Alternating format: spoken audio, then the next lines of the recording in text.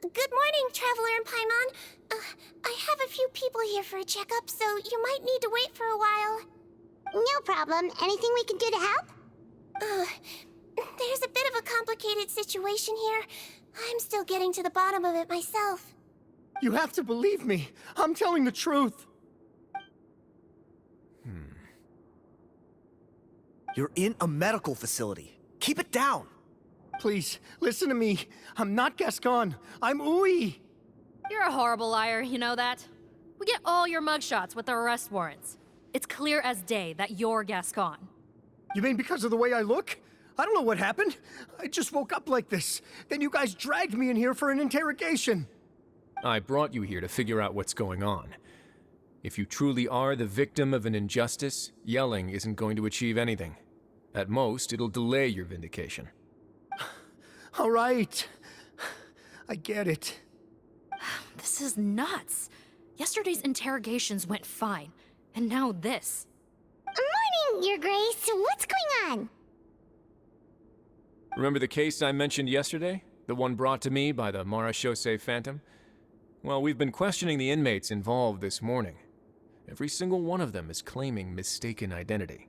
Huh. That's even weirder than what that guy was saying yesterday. The thing is, none of them have been able to provide any evidence whatsoever to support their claims. Questioning them further got us nowhere, so for now, we've brought them to the infirmary. And we thought yesterday was as busy as it got for Siegeween. We've compiled their statements. Have a look. Perhaps there's something we missed.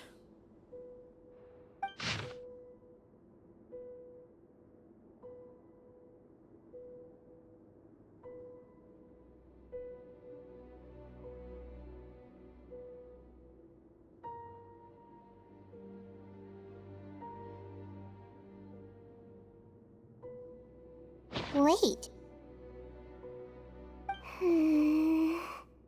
Release? Interesting. The inmates they spoke of in their statements appear to all be due for release today. I noticed that too. If that's their plan, they're underestimating us a little. Every serious offender claims that there's someone else who just so happens to be due for release today. And they're expecting us to go along with that. All the more reason to be cautious. Lumberzar, check the release list for today and make sure no one gets processed. We're gonna need an excuse, though. Just say we're out of forms, and that we're furiously printing more as we speak. I'm on it. It's conceivable that our group of serious offenders somehow found a way to switch places with inmates who are about to be released, so they can walk out right under our noses. We did consider that possibility. But I mean, just look at them. They match the warrants, period. How could there have been a switch? Only if they're dead ringers for the inmates due for release, I suppose. I gave you that name list yesterday to assist in your investigation. Did that help? Yes, the inmates' mugshots were attached to the list. The first thing I did was check for lookalikes, and I didn't find any. The only other thing that stands out to me is that their voices sound a little different today. But it's not exactly hard to put on a fake voice. Oh, really? What does our head nurse make of all of this? Give me a moment. I think I have a way to confirm whether there's been a switch. I know, it's not time to change your dressing yet, but please bear with me. Huh? Isn't that the guy from yesterday? This should be Honore. He has very severe facial ulcers, which require an operation in the hospital at the Court of Fontaine. I authorized him to leave the fortress for medical treatment under guarded escort. Yes, like I told you. I'm not Potton. I'm Honore. So there has been a swap. Well, I can see what happened in Potton's case, but how do you explain the other inmates? You're not telling me their souls switched bodies, are you? No, I believe it was their faces that got switched. The method is a bit like replacing a tooth. Take the bad tooth out, put a false one in. And actually, I think I can prove it to you. Traveler, Paimon, do you remember Eric from the other day? Yeah, sure do. Then you can be my witnesses. To start with, please fetch the inmate who claims to be Eric.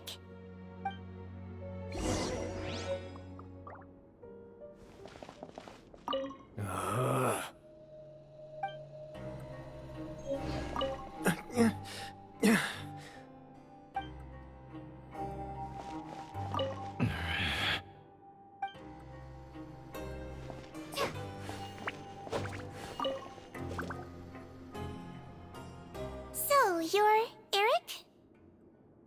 Yes, head nurse. It's me. You do believe me, right? I need to do another examination on you. Same procedure as yesterday. All right. It's the cognition test first, right? So I need to concentrate. Now, try to recall if you can. The last time we did this test, which finger did I hold up? I believe it was your index finger. But that means...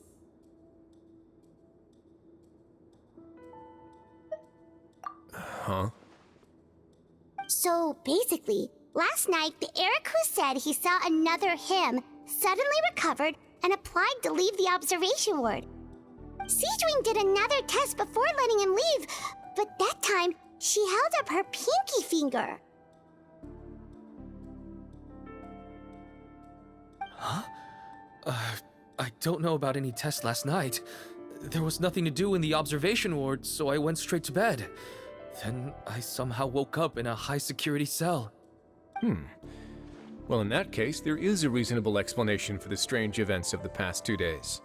So, what exactly happened? The gang of serious offenders wanted to break out of prison, so they identified a group of scapegoats, namely inmates whose terms were almost up, and planned to switch appearances with them.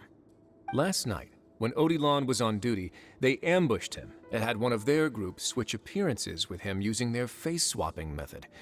That allowed them to avoid scrutiny from the other guards. Then, once all the other inmates were asleep, Odilon spent his night shift carrying out the remainder of their switcheroo plan. However, they made one mistake. Henri changed his appearance to match Eric's earlier than he should have done, and ended up being spotted by the real Eric. Real Eric came to the guards for help, but we didn't know then what we know now, so we put it down to hallucination and sent him to the observation ward. However, since one of the gang members was posing as a guard, they simply changed real Eric's appearance and had their Eric take his place, muddying the waters even further. Right, because I put Eric on the observation list by then, and no inmates on that list can be processed for departure until I've discharged them. Hence why the imposters had to pull that little stunt to get fake Eric off the list. Yeah, it all makes sense now! The Duke cracked the case! Well, I can't fault the reasoning. But I'm afraid that we ruled out the possibility of face switching very early on in this process. Criminals altering their facial appearance to commit crimes is nothing new. In fact, one of the explicit duties of the Malazines in the Marechaussee Phantom is to identify criminals in disguise. We carefully examined all the suspects, and there is no evidence that any means of disguise were used in this case. Huh. Well then, how do we explain all this? So far, it seems more likely that the gang stole documentation belonging to the inmates due for release, and are using that to commit identity fraud. Actually, there is a potion that can completely change someone's appearance. If they use that, even a Melazine wouldn't be able to detect it. A shape-shifting potion? Forgive me, head nurse, but this is the first time I'm hearing about it. If such a potion truly existed, it would jeopardize our entire investigative process at the Marechaussee Phantom. Are you certain of this? Yes, I am. But Please, trust me in my professional opinion as an experienced clinician. At the same time, without any solid evidence, it's pure speculation. If we can round up all the inmates suspected of switching places, then have a little talk with both sides, we might just get our answer. Yep, let's do that. Okay. Well, it was our negligence that meant we had to come and conduct these post-internment interrogations. And I know it's put you out. We'll do it your way. Your Grace, bad news. I paused the releases like you asked, but we were too late. A bunch of people already got processed 2 hours ago. I checked the list, and sure enough, it's all the people who gave statements. 2 hours ago? That's before today's interrogations began. They had this all planned out. So there really was a switch after all. They really pulled the wool over our eyes on this one. We should be able to catch up with them if we leave now, right? Not if that potion is real. They can just switch faces again after leaving the fortress.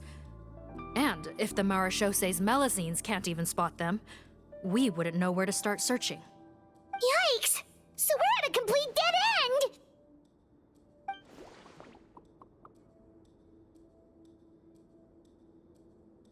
Well, technically there is one more lead we could follow up on. We were only able to arrest this gang thanks to the help of a researcher from the Fontaine Research Institute. I believe his name is Rawat. Oh? Rawat? Isn't that the handsome guy we met at that skincare promotion? Handsome? Maybe from a human point of view.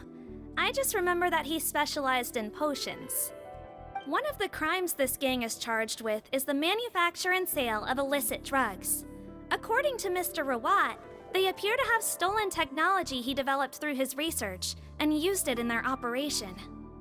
At first, he thought it was a typical case of intellectual property infringement, and he tried to negotiate with them. But once he discovered their criminal operation, he reported them to the authorities. Thanks to his report, we were able to swoop in and arrest them all in one go. What a hero! Bet that took courage on his part. No doubt. This is worth following up on. As the one who snitched on them, it's highly likely that Rawat will be targeted by the escapees. That aside, since he's negotiated with them in person before, there's a chance he'll have some additional information for us. Understood, Your Grace. My team and I will head to the Fontaine Research Institute right away. In the meantime, please keep an eye on the face switch victims for us.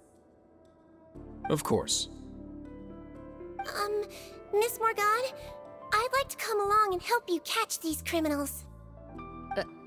Huh? Why's that?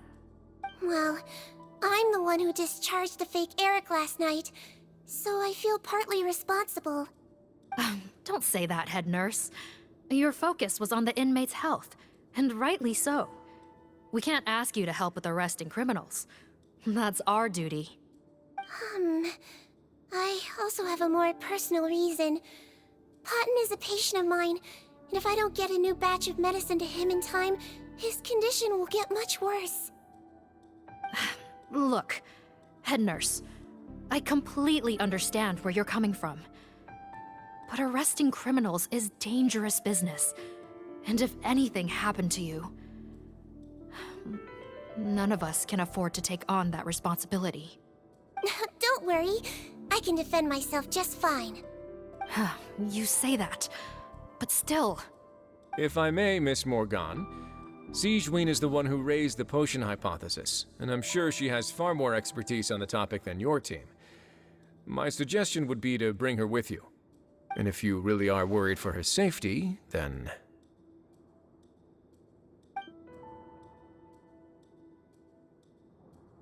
Ah, there you go, right on cue.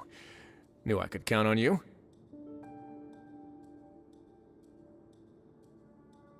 Okay. Well, since this plan has the Duke's blessing, far be it from me to refuse. We should head off immediately. Time is of the essence.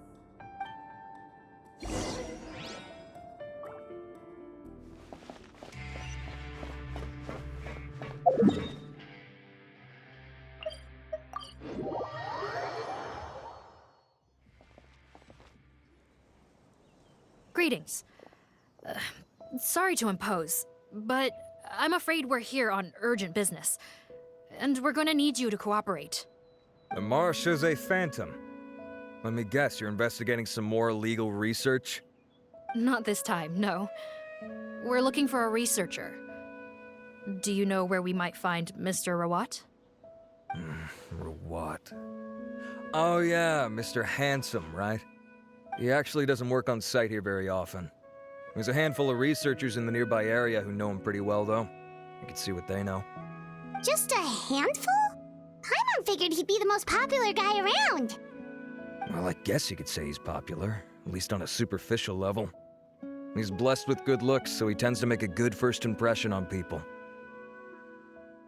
But in all his time here at the Fontaine Research Institute, I don't think he's ever had a single deep conversation about his research with his peers. That's no way to make real friends around here.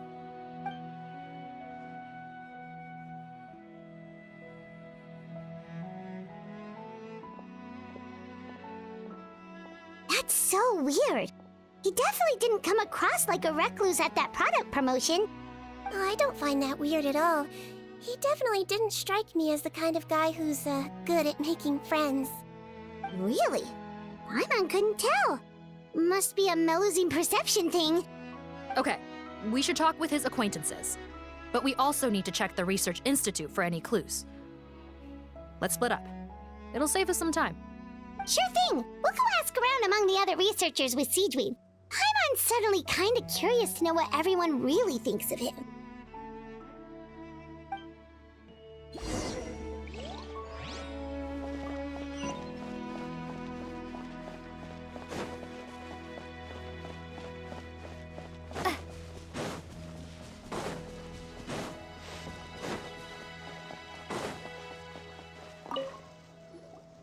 Hey there, are you in Teep? What do you want? We're here to ask about Rawat. Any idea where he might be? We were told you were pretty close with him. Close?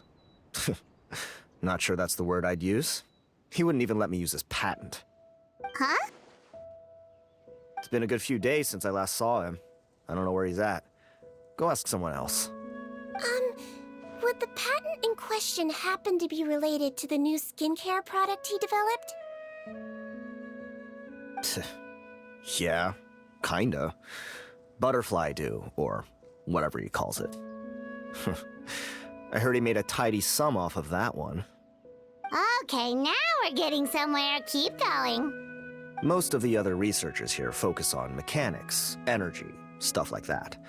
I get why he wouldn't be interested in having anything to do with them. But I'm studying coatings. There's a huge overlap in our areas of research. Why would he refuse to work with me? I bought his product once and noticed it contains a unique substance that might have applications in coatings too. If it worked out, I could probably make as much as he's making. Don't get me wrong, I had no intention of plagiarizing his work. I was hoping to get official permission to use his findings in my own research. Followed the proper procedure. It was all above board. I would have had to pay him a license fee and everything. But despite that, he turned me down not once, not twice, but 3 times. It's like he's vehemently opposed to the idea of anyone else making the kind of money he does. Huh, so is Rawat antisocial, or is this guy just jealous? Well, it doesn't look like we're gonna get any info about Rawat's whereabouts from him. Let's go! Wait, 1 second. Mr. Antibes, next time you go shopping, you should buy some Buell fruits. Peel the skin, steep in water, then drink. It'll help calm your mood. Huh? Yeah. Thanks.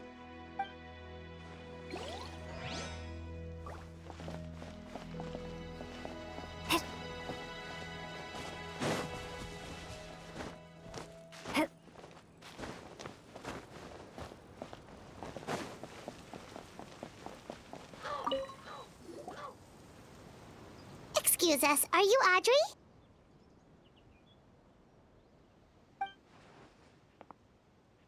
That's me. What is it?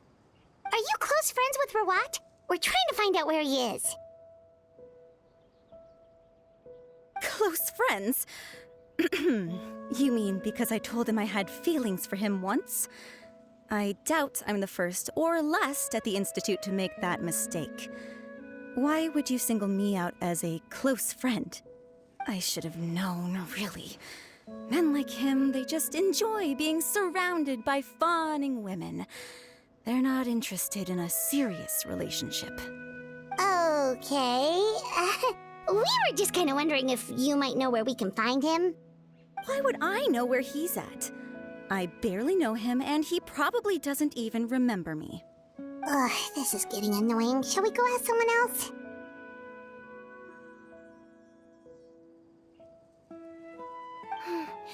I think she knows Rawat better than she cares to admit. If we leave now, it might be a wasted opportunity. Maybe, but we're not going to get much out of her while she's in this state, are we? She's displaying symptoms common among people in love, if that's what you mean. But I know a cure. It's curable? Oh, we're still no closer to finding Mr. Rawat. Oh, by this point, he could be in grave danger.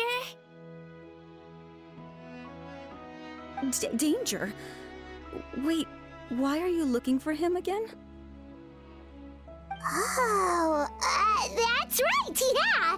The Marechaussee Phantom said that he's been targeted by some pretty bad people. We need to make sure he's safe. What? How has this happened? He seemed fine when I last saw him, and that was only a couple of days ago. Just happened to run into him, of course. Oh, I see. Well, do you have any thoughts on where he might be right now? Okay, but this is purely out of concern for his safety. If he's not at the Institute, he might be at his mother's place. I heard she raised him alone, that they had it pretty tough financially, and these days she's housebound due to illness. He makes regular trips back home to check on her. Oh, okay. Do you know the address? Nope, sorry. I only found out the thing about his mother because it came up in conversation once.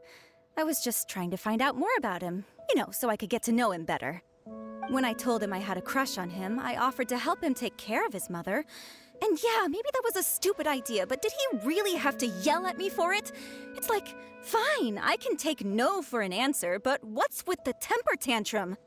Unbelievable. These guys only want to show you their charming, well-groomed exterior. They can't stand it when a few home truths shine through. Looks like her love syndrome is flaring up again. We need to find out Mr. Rawat's mother's address.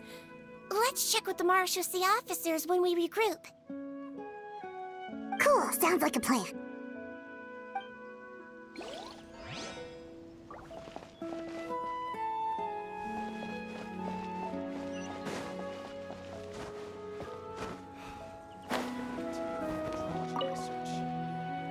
Sorry to bother you, sir, but are you Bertram?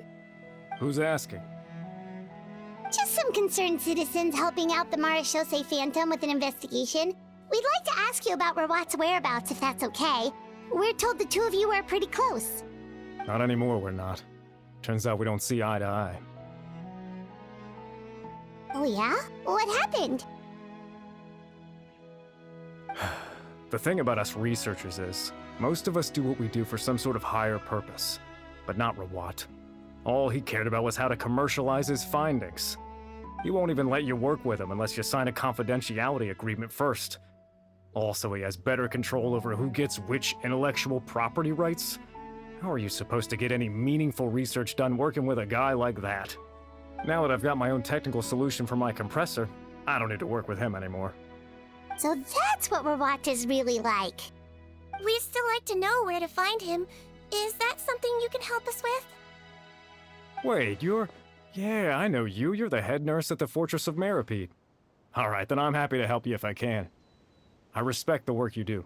Medicine serves the highest purpose of all the sciences. Wow, turns out Sijuin's got some real clout. Thing is, I have no real way of knowing where he might be. I stopped working with him 2 months ago, and I've barely seen him since.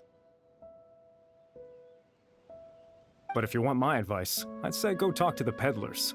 There's a few he meets with every other day or so. Maybe they know where he's at. Peddlers? Yeah, back when I was working with him, I noticed he met with them quite often.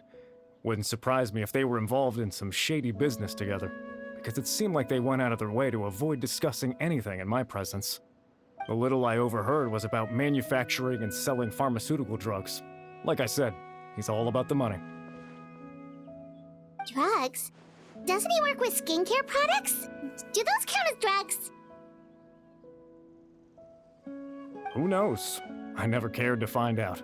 He's the morgue rubber, not me. Thank you.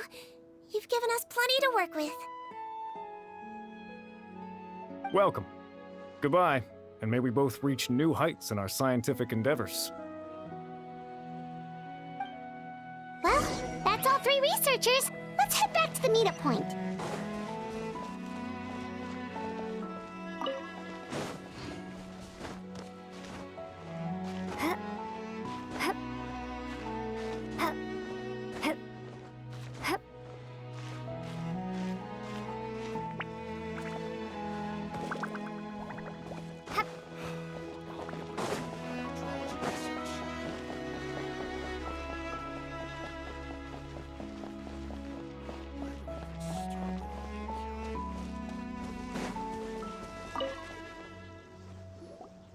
You know, Paimon started out thinking Rawat was a handsome researcher with a friendly and cheerful personality. It's such a surprise to learn that his peers have a different impression of him. So, what's your view of him now, Paimon? A handsome researcher whose difficult upbringing turned him into a profit chaser with a chip on his shoulder? So your thoughts about his appearance haven't changed at all? Well, his looks are kind of a big deal. At least in Paimon's opinion. How does such a handsome guy end up being so antisocial? Even with his difficult family background, it just doesn't make any sense. You can't judge a person solely based on their appearance. Head nurse. Traveler. I assume you've spoken with the researchers. What did you find out? Bertram mentioned Rawat's involvement with some pharmaceutical merchants. Do you know if he's registered any pharmaceutical brands? Since he was a whistleblower on such a huge case, I ran a background check on him. I don't remember there being any brands under his name. How strange. If he was so focused on commercializing his research and averse to sharing his technology with others, why wouldn't he have registered his own brands? Maybe he and his business partners needed to avoid public scrutiny? You think he may have colluded with the gang? Well, the crime was manufacture and sale of drugs, and that would certainly be in his wheelhouse. We can't rule it out. Isn't that pretty unlikely, though? He was the one who blew the whistle on them! Most children who come to me with tooth decay have suffered pain for a long time already, but they'll still try to hide the fact that they eat too many sweets. Grown-ups and children aren't so different in that regard. If you say so. I saw him when he came to make his report, and I certainly didn't get the feeling that he was the type to collude with criminals. Perhaps it's more likely that they were coercing him. You mentioned that he comes from a poor family. So, it's possible that the criminals approached him asking for academic support, luring him in with the promise of riches.